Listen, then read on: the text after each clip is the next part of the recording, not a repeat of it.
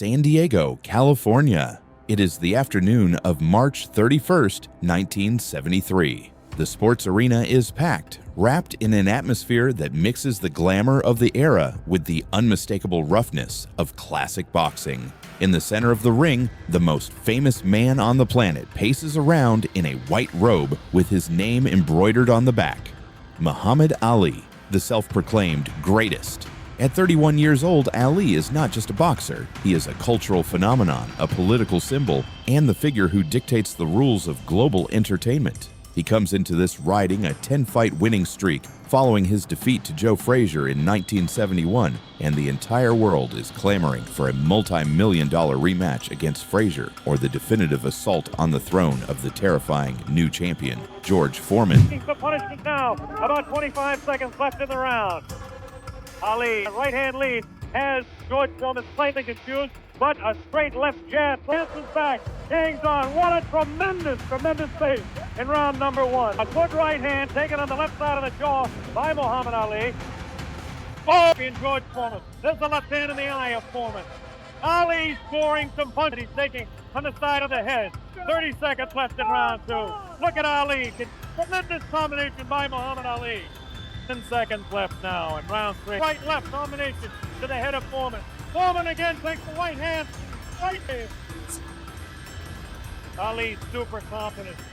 Foreman looks, all of a sudden he opens up. Foreman looking for the opportunity. Looks, has a tremendous look of determination. A button right on the jaw of George Foreman. Zach Clayton, the referee, separates the two. It's done. Ali is getting his hands up. The wild left by the jaw. Ali stands on his toes, works downstairs, goes downstairs. Good left hook by Ali. He's up against the rope. Right hand taken on the gloves by Ali. There's a Foreman with a wild right again. Ali looks like he's trying to rest in this round. That must have hurt. Round.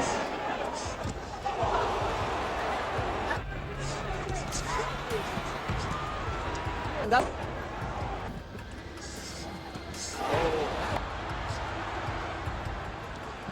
Darren Ali.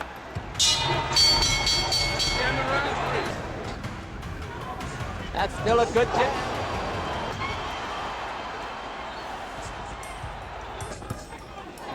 Good 1-2 and a jab. Frazier's mimicking Ali, just laughing at him.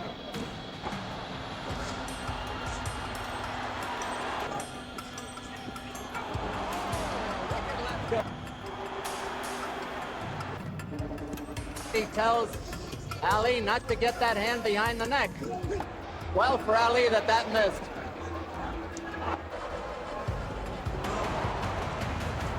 To keep the machinery well-oiled, his team has found him a transitional opponent. A formality, a man named Ken Norton, someone whom the general public barely knows, a ring journeyman receiving the opportunity of a lifetime. The atmosphere in the arena is festive, almost like an exhibition match for the king. No one, absolutely no one among the thousands of people present in San Diego, nor the millions watching the television broadcast, suspects that they are on the threshold of one of the greatest psychological and physical butcheries in the history of the heavyweight division. What was planned as a gala afternoon for Ali is about to become a direct descent into hell. The pride of the king against the discipline of the former Marine. To understand the disaster that was about to unfold, it is mandatory to look at the training camps and the abysmal difference in mindset with which both men approached the commitment. Muhammad Ali committed boxing's mortal sin, underestimating the man in front of him, convinced of his technical superiority and that Norton was a mere stepping stone. Ali barely trained for a few weeks. It is reported that he spent much of the camp attending to the press, going to parties in Los Angeles and San Diego, and neglecting the physical rigor demanded by the maximum division. True to his style, Ali dedicated himself to ridiculing Norton before the fight. He called him a muscular guy who doesn't know how to box, a simple Marine who would freeze under the lights, and the footwork of the Louisville Lip. The betting odds reflected that same popular arrogance. Ali was a prohibitive 5-1 favorite. Betting on Norton was, in the eyes of experts, throwing money down the drain. But Ken Norton was no ordinary man. He was an athlete sculpted in stone, a former member of the United States Marine Corps who had found an escape and discipline in military boxing under the tutelage of the legendary trainer Eddie Futch, the same tactical mastermind who had designed the blueprint with which Joe Frazier defeated Ali 2 years earlier. Norton endured a Spartan training camp. Futch detected something that others overlooked. Ali had a habit of keeping his left hand low when throwing his jab and tended to retreat in a straight line, blindly trusting his reflexes. For months, Norton trained to counter Ali's jab with a cross-arm defense, an unorthodox but airtight style, and to punish the legend's unprotected jaw with left hooks. While Ali strolled through cocktail parties, Norton read self-help and motivational books, repeating to himself over and over that Muhammad Ali was just a man of flesh and blood. The Marine was going to war, the King was going to a party. The art of the cross-arm defense and the start of the nightmare. The bell rings. The first round begins. Immediately, the public notices something strange. Ali does not come out dancing on his toes. He comes out flat-footed, with a passivity bordering on complacency.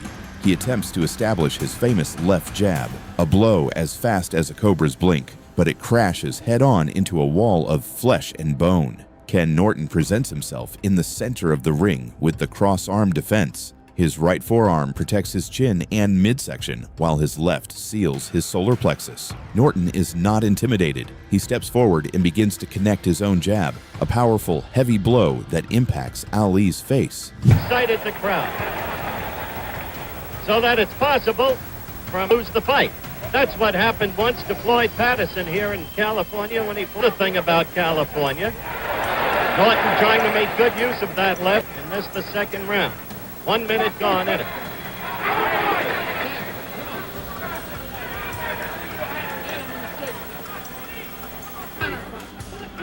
You have to wonder, Yancey, we saw Ali last night at a party. Too light. I mean, just a matter of he getting to Norton there. Clay is doing it. One of the guys, a smart fighter. He got a It's coming after him. If nothing else, Norton's confidence is growing.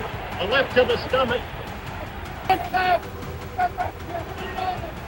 At the end of this round, by the way, or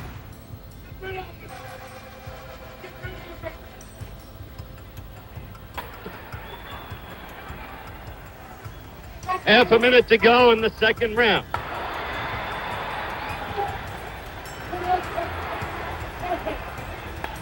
Well, we're approaching the end of round two. We'll return with more of ABC's Wide World of Sports right after.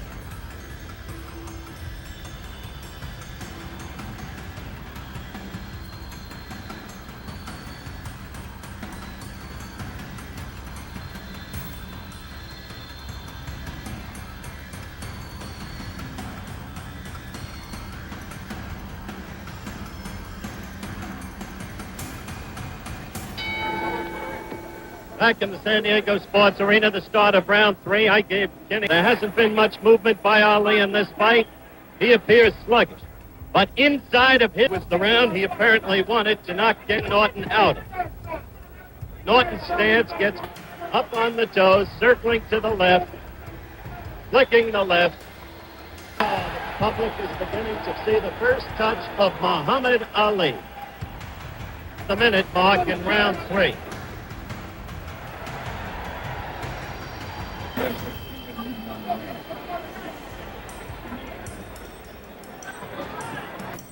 Getting a vision of the dancer here with the left flicking in. This is the way. Once again, let's go to Yancey Durham. What do you make of it, Yance? Well, he's beginning to bounce. He's on his toes. Durham, Joe Frazier's manager. They're going to bring Joe in the next round because with only 45 seconds, Ali is now 30, close to 31. The way Kenny Norton turns that, who sparred with him so often.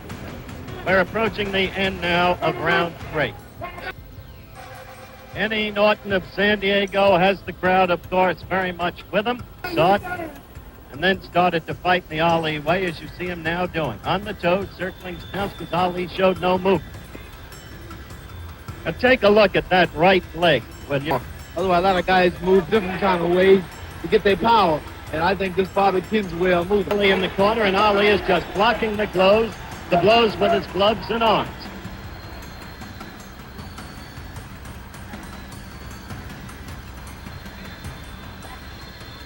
Angie, what's going on with Muhammad? I don't see any movement, any punch. He's starting to... Muhammad Ali sitting just over past Joe Frazier. They're coming to fourth round. A little more than a minute to go. He's been doing very little. Angie Dundee says you'd have to wear down a man who's never really fought a class opponent. Although Kenny Norton does have, well, I guess the crowd now senses that Ali is doing nothing, while Norton... The legend's face is painted with surprise. Ali tries to back away, seeking the ropes to apply his psychological game of letting the opponent waste energy. But Norton, schooled by Eddie Futch, does not fall into the trap. He cuts off the ring with perfect lateral steps. By the end of the first round, the murmur in the arena changes its tone. This is not an exhibition, this is a real fight. In the second round, the moment occurs that will change the destiny of the bout and of Ali's jaw.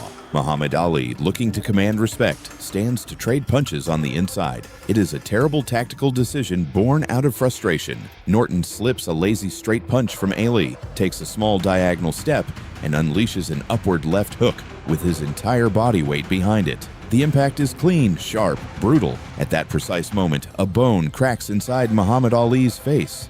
The greatest's jaw has been fractured. The pain is indescribable, sharp, piercing.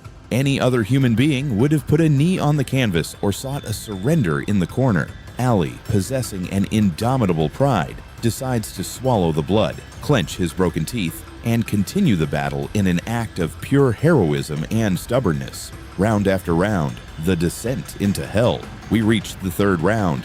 Ali, aware of the severity of his injury and knowing he cannot take any more direct punishment to the face, brings out his vintage version.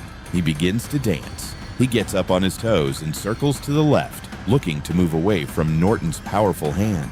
It is a round of pure aesthetic survival. Ali connects quick hooks and pesky jabs to maintain distance, earning applause from the crowd, which breathes a sigh of relief, believing the champion has regained control. But dancing consumes oxygen, and with a deficient training camp, Ali's legs begin to accumulate lactic acid all too soon. 40 seconds left in round. Keep that up, baby. That's it. Bring it under. Underneath. 25 seconds left.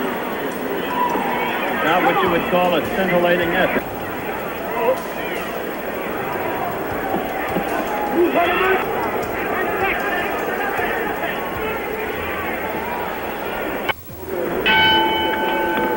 The bell for round 7. We're coming to you, Kenny Norton in the blue. And for those of you just joining us, it's been a cure Ali only in the third round when he moved on his toes, as he is suggesting he may do right now.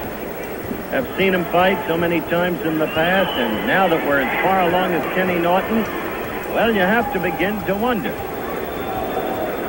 Come on, DJ! DJ! You know, all the talk's been about the heavyweight triangle, and nobody's ever been in town this week. Reportedly met with Herbert Muhammad Ali's manager here with me at ringside. But the way this thing is moving along, about an Ali Foreman.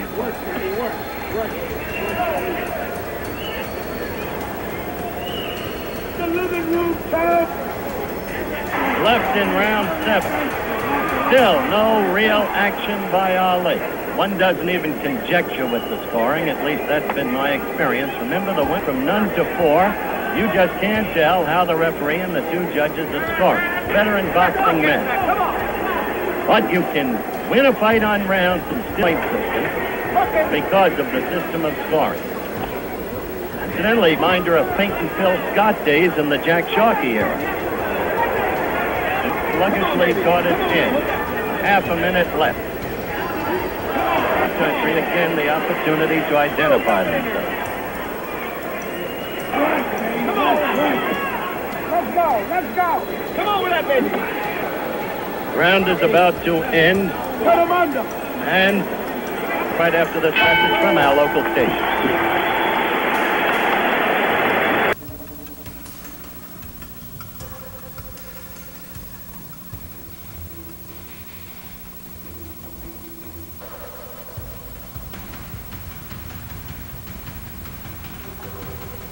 By the 4th and 5th rounds, fatigue takes its toll on the former world leader. Ali goes back to staying static against the ropes, attempting to implement the strategy of blocking impacts with his gloves and arms. However, Norton is not a wild puncher. The former Marine maintains a military pace, punishing Ali's midsection with hooks to the liver, and then coming up with straight rights that impact the swollen area of the King's broken jaw.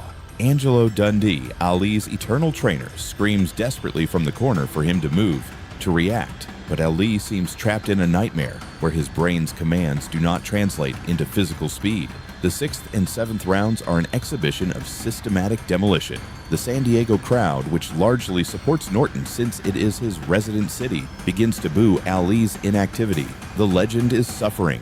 Every time Norton connects a clean jab, Ali's head snaps back, and a trickle of blood flows from his mouth. At this point, the fight has ceased to be a sporting event. It is a test of human endurance. Norton shows himself implacable, his confidence growing by the minute as he realizes that the living myth in front of him is vulnerable.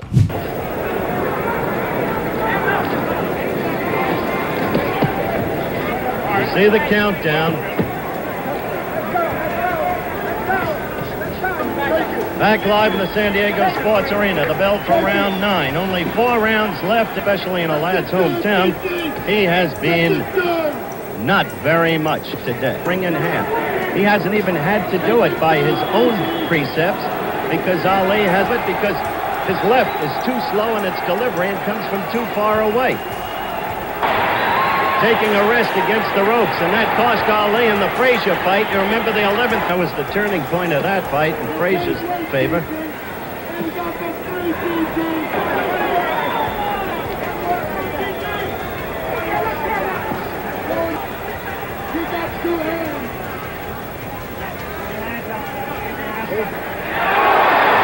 Well, the crowd overrated that blow.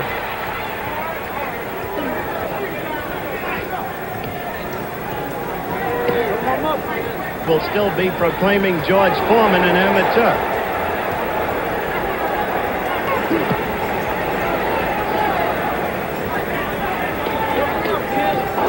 Who can tell about the scoring?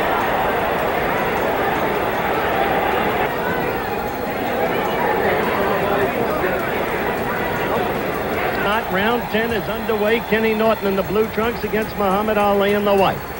In a so little against this relatively unknown heavyweight whose chief claim to fame he's been the aggressor in the fight, even though he hasn't really known how to take it.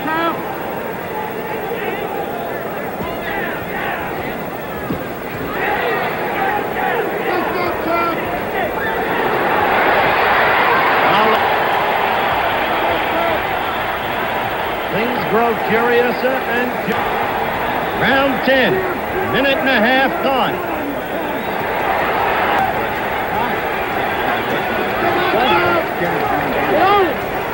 Snapping thing.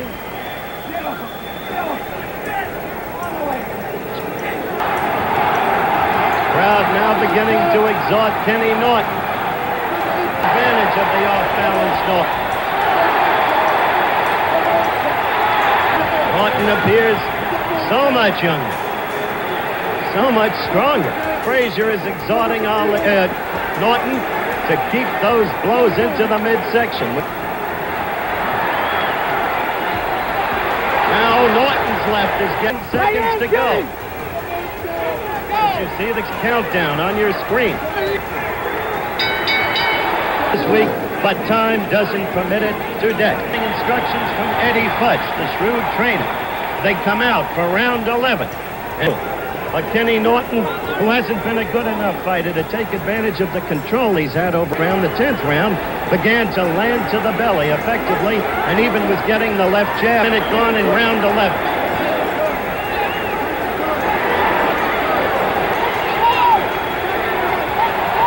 Oh, Kenny Norton pulled a little trick down to show some fight and landed with some punches. However, Norton keeps coming at Ali, and Ush is there just blocking Norton's with his arms and gloves. Gone in the 11th round.